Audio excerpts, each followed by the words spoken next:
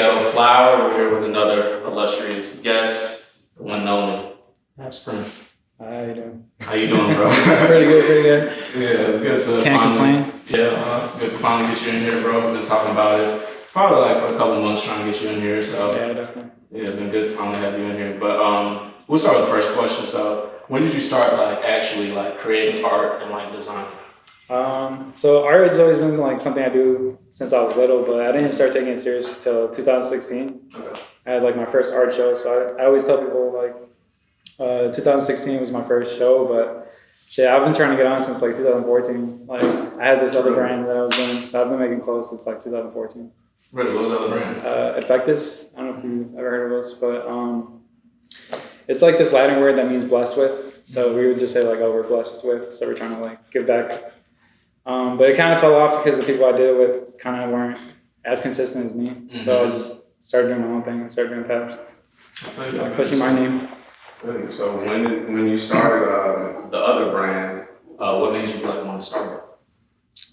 I always loved like clothes and like the feeling you got when like you were fresh at school and then someone noticed. And really? That kind of like made me love it. And then it made me a lot of friendships, like just how I dressed. And I was like, oh, well, sometimes I can't find what I want, so it's better to just make my own stuff. What was you wearing back in that time?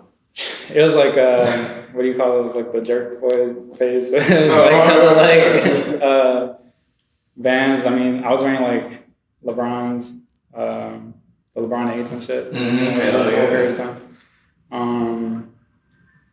Skinny jeans, like fucking. Mm-hmm. Sometimes I'd have to buy girl jeans because they didn't even have them. Like, super skinny, right?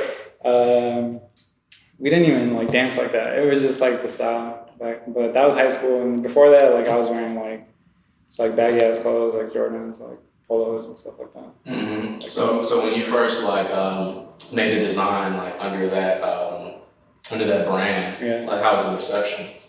So the first shirts like sold out pretty quick. I think like people just wanted to support us. Like mm-hmm. It was just a regular black and white shirt and a white black shirt, but we realized like we got finessed like early because like that order was probably like $800. And if I was to remake that order now, it would probably cost me like $150. So it's just like, you learn all this stuff and like people, they don't, it's just like you gotta learn as you go. So what was the finesse? Like, give people I mean, it's not really finesse, it's just like, we didn't know what we were doing, so we were trying to get like hella prints. We were trying to, like the people that we used were just a regular person off like, I think it was like down the street, Propaganda. I don't know if you ever heard of them. Okay. But it's just easier when you like know people and find somebody that's local and like someone that's like you build that relationship with, and the prices is just so much cheaper. Mm-hmm. But with everything, like I always end up finding a cheaper price. I tell people to like shop around because your first choice isn't always the best choice. You know, like. Perfect. Yeah, I feel you on that definitely, and that's something that we as a brand, had to learn ourselves. Definitely. So when you branched off and started doing Pabs, Pabs Prince, like how was that first initial like I guess thing you dropped, or like what was it like when you were branching off? I guess I want to ask. Yeah, so I always had my like designs that I drew myself, and I had a hard time expressing them through like that brand because I had to run it by two other people, Mm-hmm. So with Pabs Prince, I'm able to like just create and drop it whenever I feel like I'm really expressing how I feel at the moment. Mm-hmm. So then I started with the pig with wings. Like I did like 3 basic animals. It was like the pig with wings, a tiger, and a wolf. And the pig, like all these girls were like, "Oh, it's so cute!" Like it brought the most attention. Mm-hmm. So I kind of just ran with it, and I was like, "There's not really a mascot with the pig out here, and like it has like a negative connotation." Uh-huh. So I'm really trying to flip the narrative of like how the pig is represented, and like what we're trying to do with it is like super positive, and we're trying to uplift like artists that don't believe in themselves, I feel you. So when we first started, like it was just that, just a regular like one color pig shirt, and then now I'm able to like do all sorts of stuff with like embroidery and yeah. I feel you. So like what gravitated you towards the pig? Was it just people saying like, it's cute, it's nice, all that, or was there something else that was deeper? Nah, it was more like it was like my Chinese zodiac symbol. Like I really liked how like there's a saying like, oh, you get out the mud. So like the pig is like rolling around in mud. He's the most comfortable. Like they don't sweat. I find any reason like that I resonate with the pig like every like week or so. Like my favorite animal was the wolf, and like I never really felt like a wolf. I felt more like a pig. Like I just like felt more like I never felt that confident to be like the main character. I wanted to be like the second, like the best friend. Like, I don't know. Like I don't like taking the most obvious approach to things. I just like shit. And like the pig is like very common in like Hispanic like families and stuff. Like lechon. Like I grew up around like hella pig. Like being served around the house and stuff. The piggy banks are always around the house. Yeah. So a lot of other meanings that all come into one. Yeah, I can't really pinpoint like one reason, but I always like find a new one, and I like it now. I feel like it's like people like laugh at it for a bit, but then they'll be like, okay, it's kind of raw. Like Yeah, it fits because one thing I told you. And what I really like about what you do is like your branding is really good.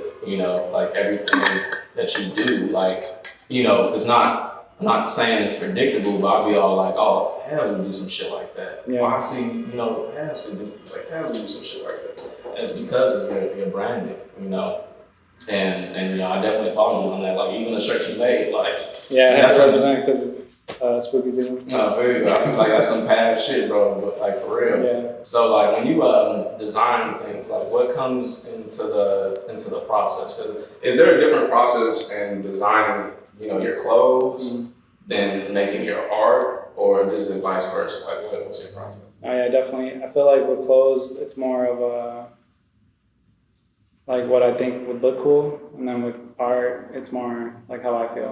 Like what I'm watching at, like if I'm watching like something on TV, like I'll put it into my art. But with clothes, it's just like about like color theory and like really things that I want that I can't find in stores. Okay. So that's what you try to base it off of. Yeah, but with clothes, I really like to ask the people too what they want because I want to make stuff that people want. But yeah, the art will always be like how I'm feeling. I feel you. Yeah. And when you like, what inspirations do you take from when you create your art? Is it just like my art? Every day, your art and your merch? Is it just everyday things you're watching or shit you're going through? Like, where do you grab these inspirations from? Yeah, I guess it depends on like the month or like the season, but a lot of it is from just like how I grew up, like like. We have like that nostalgia like feeling, I love like when people come to the pop-ups and they'll be like, damn, where's that from? But like I gotta let them know and then they'll be like, oh shit. So I like that feeling. As far as like, I don't know, we're really trying to improve the quality of our stuff right now. So just like trying to find the best blanks and the best like way that we can print stuff. Yeah. I feel you brought up a big word that I want to talk about with you, nostalgia. Yeah. That's what I see in a lot of past print stuff is that nostalgia feel. So, like, what is like nostalgia to you? Like, it's just like I grew up an only child, so I was at home a lot, and I feel like I was watching hella TV and just like all those shows. Like, they really remind me of my childhood. So that's that feeling that I get with my clothes. Like, I feel like it brings back that feeling of when I was a kid, just like innocent and like happy and stuff. Yeah. I feel you. That's what nostalgia is to me.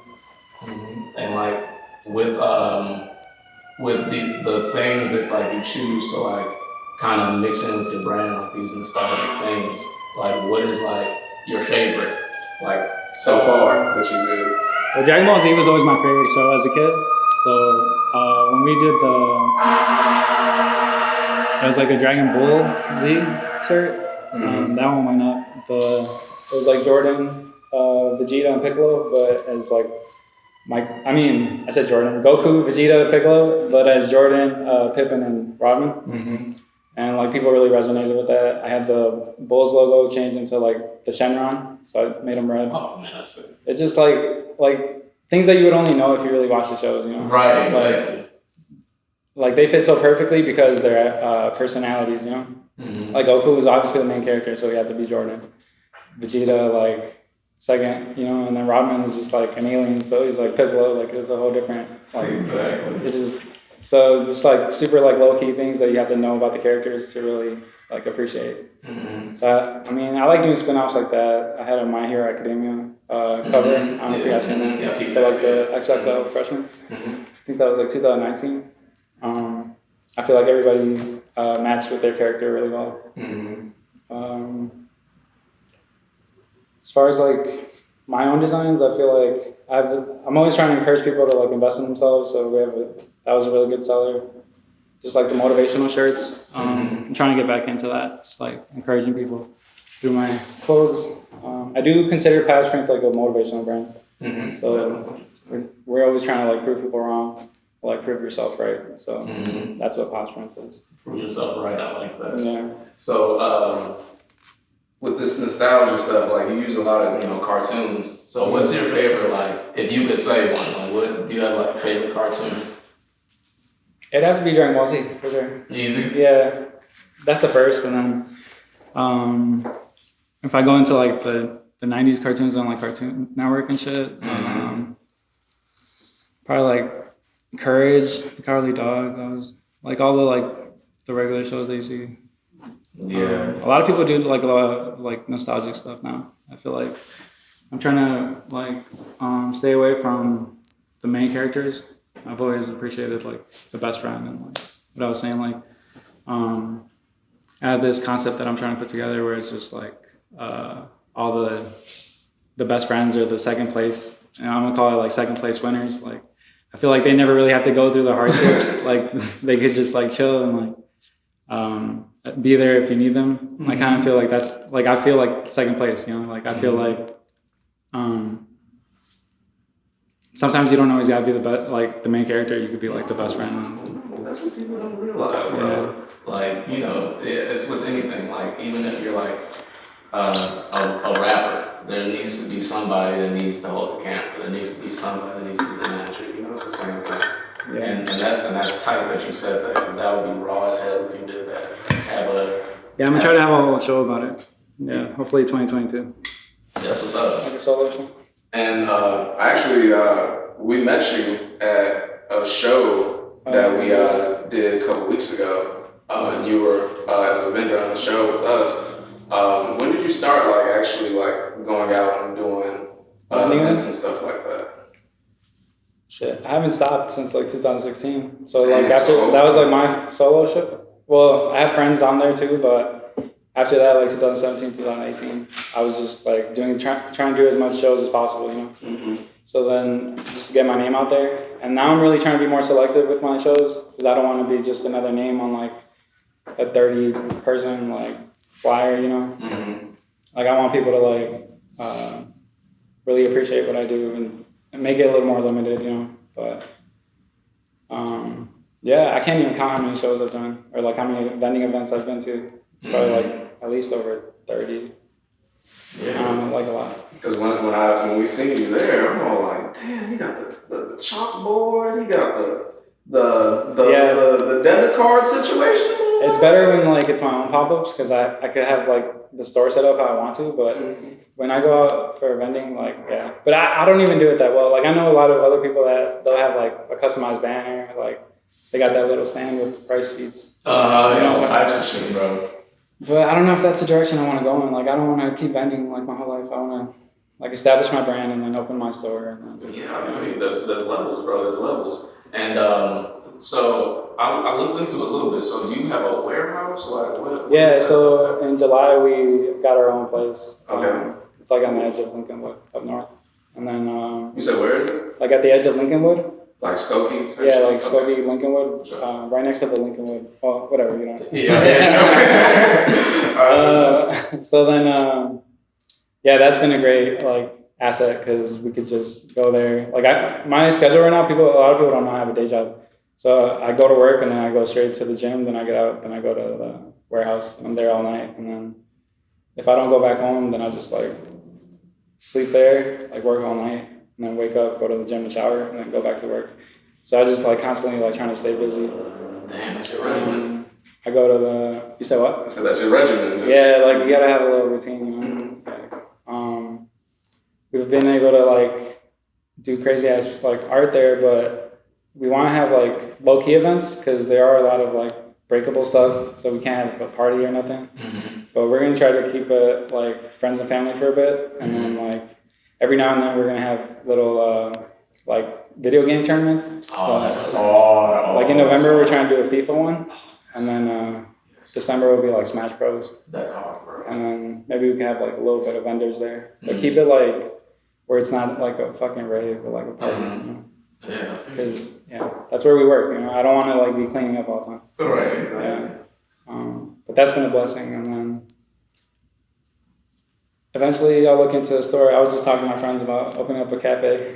Like that'd be dope. Like just having like little ventures and stuff like that. Mm-hmm. So when you guys like talked about getting this warehouse, like what was the thinking around it? Like you just wanted a place to work, or was it you trying to use it for different things, or like what? Yeah, just a place to work. Okay. Yeah, because a lot of times when you're working out of your house, you like if you're right next to your bed, like you're gonna go take a nap, you know. And, Right. You get discouraged, so like we wanted our own place to just make whatever we wanted. Yeah, and just that's the main my main intention right now is trying to like make everything as in-house as possible, so I don't have to outsource so much stuff, and I don't have to rely on so many people because then you're just waiting for them, you know, when you're like ready to go. So if I could just do the most of the stuff myself, then I'm ready to put it out. I feel you. I can market it the way I want to. I don't have to wait on nobody. Mm-hmm. I love that you said that because that's good advice. And like, what other advice would you give like people that are like starting a brand? Because you dropped a couple of gems, but I want to see if you have a bit more. Because like, you know, like you said, like before, like meeting people and actually shaking these hands and getting connections, that's gonna make shit way easier. So like, is there any other like gems that you give these people starting out brands? I see a lot of people like stop, like how we were talking about. Like a lot of people don't continue their podcasts, or they don't. The consistency isn't there, so just like don't get discouraged if you don't get that many sales at first, because they'll come. Exactly. I don't know. I'm kind of like, yeah. I've always had like this hard, like internal conflict with like giving game, and like because it's like if I tell you too much, then you're not gonna. Oh, this isn't specific, but I'm just saying like in general, like like people just need to have experience. Like I feel you. Yeah, because if you're trying to follow somebody else's like way, it's not gonna work for you. Mm-hmm. You gotta hit those bumps in the road yourself. You know what I'm saying? Like yeah, definitely. And then figure it out. Yeah, you could like give somebody the best like screen printer. You could give somebody the best like embroidery place, and you could like show them the best people, but sometimes they don't even use them. And, like, it's just like damn, like, or if they do use them, then it's like, then like I have to wait on like my screen printer to like finish your order. So it's kind of like I'm definitely feeling on that. It's just hard to like give game like that. Like, they have that saying like. It's meant to be sold, not told. Like, you know, you ever heard that? Yeah.